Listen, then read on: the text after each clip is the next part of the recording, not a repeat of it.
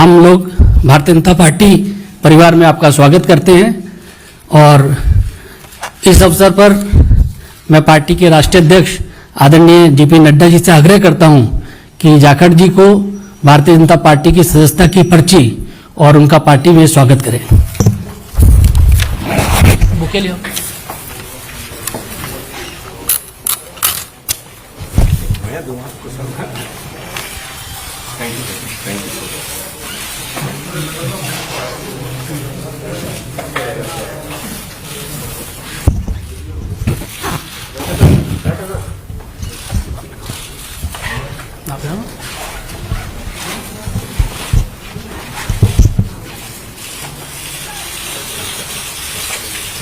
Thank you, sir. Thank you, sir. Thank you. Thank you. Welcome.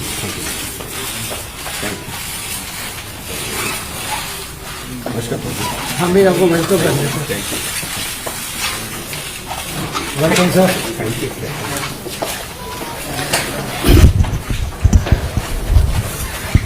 आदरणीय जाखड़ जी का विश्व की सबसे बड़ी पार्टी में स्वागत है और इस अवसर पर मैं पार्टी के राष्ट्रीय अध्यक्ष आदरणीय नड्डा जी से आग्रह करूंगा कि वे शब्दों के माध्यम से जाखड़ जी का पार्टी में स्वागत करें।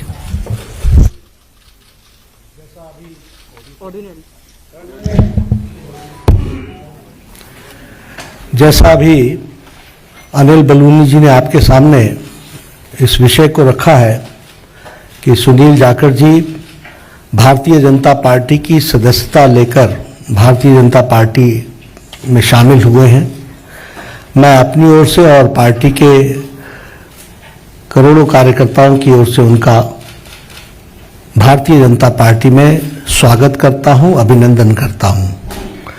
ये हम सब के लिए खुशी का विषय है कि सुनील जाखड़ जी जो एक अनुभवी नेता और जिन्होंने लगभग 3.5 दशक राजनीति में एक अपना स्थान बनाया है, ऐसे व्यक्तित्व भारतीय जनता पार्टी में शामिल हुए हैं।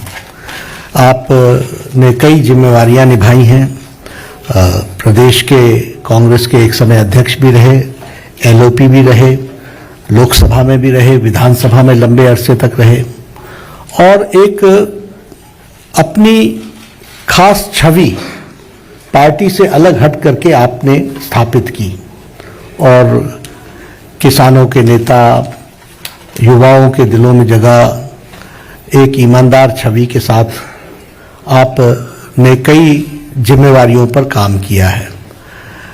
आज मैंने आप सबसे पहले भी कहा था कि पंजाब में राष्ट्रवादी ताकतों का जो प्रथम स्थान है वो भारतीय जनता पार्टी ले रही है और इसलिए आवश्यक होता है कि राष्ट्रवादी विचार रखने वाले सभी लोग भारतीय जनता पार्टी के साथ जुड़े और मजबूती प्रदान करें। Punjab is a border state, more than 550 kilometers border is along with Pakistan. There are issues related to drugs, there are issues related to terrorism, there are issues where it is the endeavor from the Pakistan side is to make it a gateway for all activities which is going on, which may be which may be detrimental to India.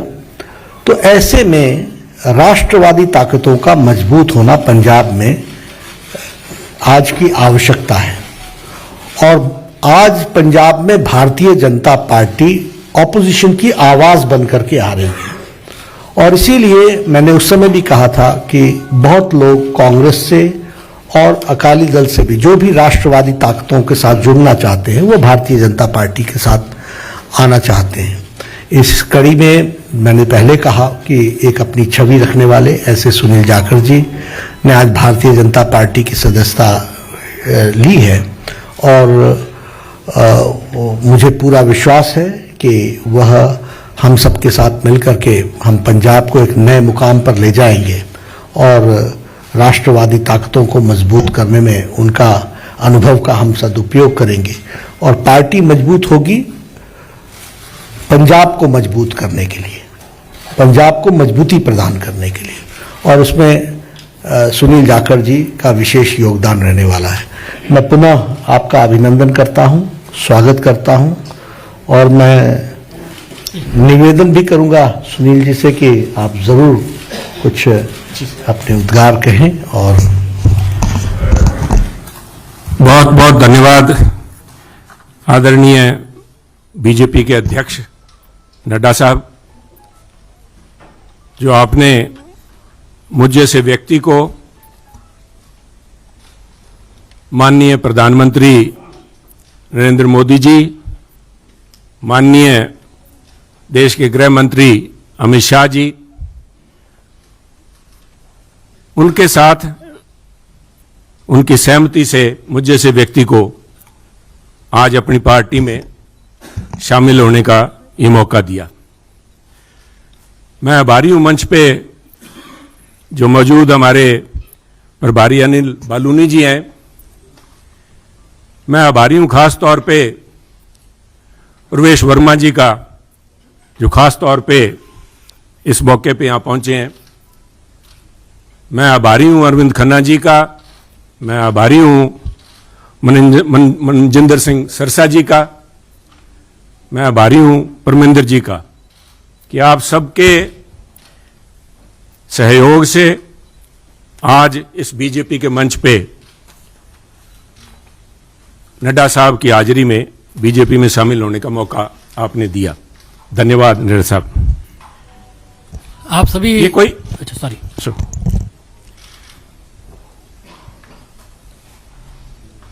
कोई आसान काम नहीं होता। 50 साल का संबंध मेरा कांग्रेस से है। हमारी 3 पीढ़ियां कांग्रेस पार्टी में सन 1972 से लेकर आज 2022 तक हमने पार्टी को अपना परिवार समझ के अच्छे बुरे समय में साथ रहे हैं। और एक चीज जो मैं समझता हूं, जिसकी वजह से, जिस आत्मीयता से और जिस खुले दिल से बीजेपी के शीर्ष नेतृत्व ने और नड्डा साहब ने आज मिलने का मौका दिया, उसका सबसे बड़ा कारण था कि सुनील जाखड़ ने राजनीति को निजी स्वार्थ के लिए इस्तेमाल नहीं किया। सुनील जाखड़ ने कभी तोड़ने का काम नहीं किया। हमने सभी हमेशा कोशिश की है, शायद सफलता ना मिली हो, जोड़ने का काम किया है। और मैं एक ऐसे सूबे से संबंध रखता हूं, एक ऐसे प्रांत से आता हूं जो गुरुओं, संतों, पीर, पैगंबरों की धरती मानी जाती है। अगर राष्ट्रीयता की बात, जैसे नड्डा साहब ने बार बार जिस बात को एम्फेसाइज किया है, आज अगर जहां देश की जरूरत राष्ट्रीयता की भावना की है, वहां अगर राष्ट्रीयता कहीं से चालू होती है, जिसे कहते हैं उर्स्प्रुंग, द बेसिक जेनेसिस राष्ट्रीयता, वो तभी पैदा होती है जब समाज में राष्ट्रीयता की भावना हो, एकजुटता की भावना हो। और पंजाब का मूल मंत्र ये रहा है, गुरु साहब ने, गुरु नानक देव जी ने सर्व साझीवालता की बात कब की थी? आज भी उस पर पहरा देने के लिए पंजाबी उसी तरह तत्पर खड़े हैं। अगर सुनील जाखड़ ने आज एक परिवार से 50 साल का रिश्ता तोड़ने की नौबत आई तो कोई आधारभूत बातें थीं, किसी कोई व्यक्तिगत झगड़ा नहीं था। झगड़ा राष्ट्रीयता को लेके, पंजाब की अखंडता को लेके, पंजाब की जो भाईचारा है, भाईचारक सांझ है, जिसको कि टेररिज्म AK-47 की गोलियां नहीं तोड़ पाई।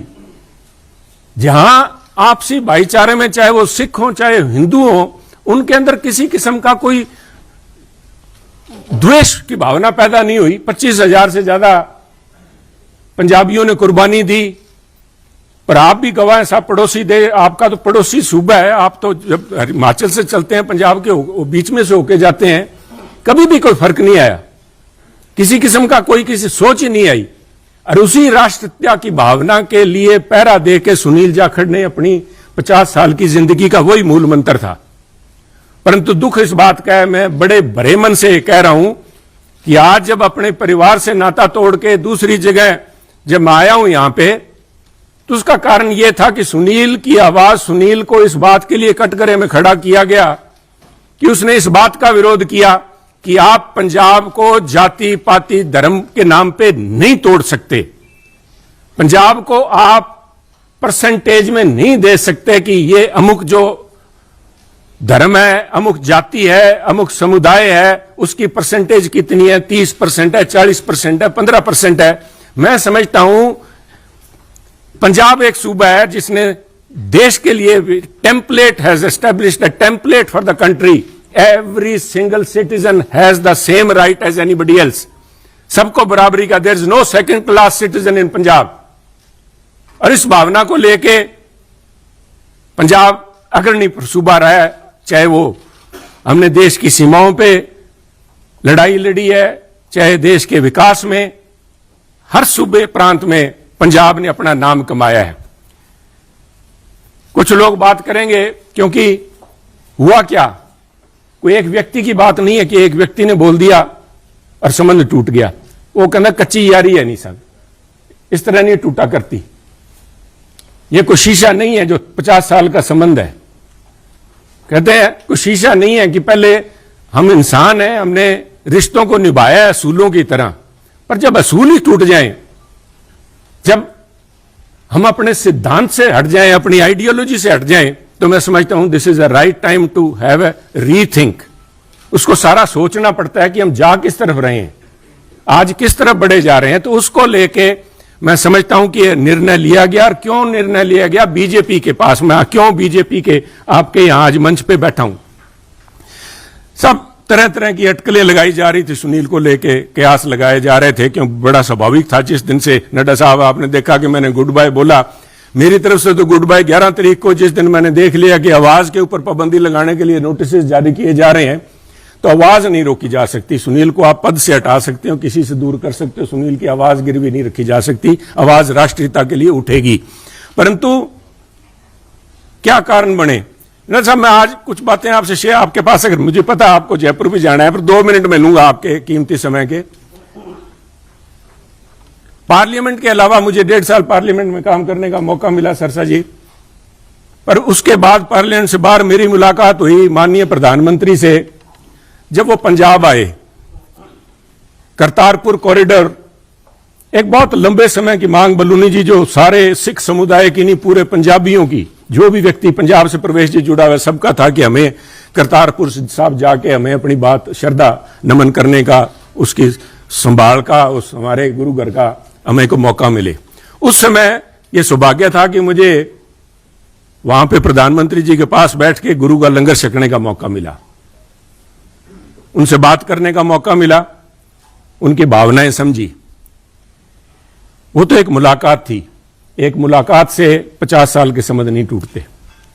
परंतु मेरा हमेशा ये भावना रही है कि पंजाब कुर्बानियां बहुत दी हैं, टेररिज्म के अंदर कुर्बानियां दी है, देश की रक्षा के लिए जब भी मौका पड़ा है, चाहे जब से धाड़वी पंजाब आने लगे हैं, चाहे उसके बाद पाकिस्तान हो, चाहे चाइना हो, हर पंजाबियों ने कुर्बानियां दी हैं। और उस कुर्बानियों को चलते मेरे एक मानना था हमेशा ही कि भी मौका लगा तो प्रयास करेंगे कि पंजाब को एक स्पेशल स्टेट का स्टेटस दिया जाए। नड्डा साहब, कागजों में तो अभी फॉर्मली नहीं दिया गया, कॉन्स्टिट्यूशनली तो नहीं दिया गया, बहुत सी मजबूरियां, सरकारों की वक्त की मजबूरियां होती हैं। परंतु मेरा मानना है कि व्यवहारिक तौर पे माननीय प्रधानमंत्री ने पंजाब को स्पेशल स्टेटस दे दिया। और उसका जीता जागता सबूत है जब माननीय प्रधानमंत्री ने लाल किले पे हिंद की चादर गुरु तेग बहादुर जी का 400वां प्रकाश दिवस मनाया, तो मैं समझता हूं कि उनके जो सबसे ज्यादा कट्टर विरोधी थे, उन्होंने भी अपने दिल में स्वीकार किया कि वो पंजाब की नब्ज समझ गए हैं।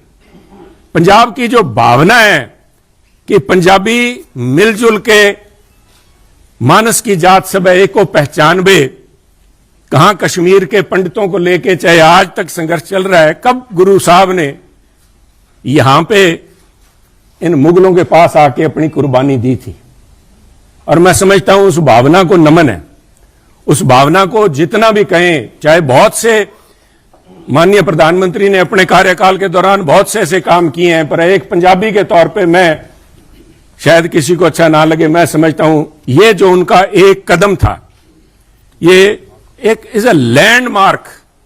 इसने अपने आप लोगों की भावनाएं, लोगों की आज भावनाएं उनके साथ जुड़ी, और मैं समझता हूं कि आज मेरा यह सौभाग्य है कि पंजाबी होने के नाते और गुरु साहब की उस धरती से आते हुए, जैसे गुरु नानक देव जी के बारे में अल्लामा इकबाल ने कहा था कि फिर उठी सदा आखिरी एक तौहीद की पंजाब से, मर्दे कामिल ने जगाया हिंद को फिर ख्वाब से।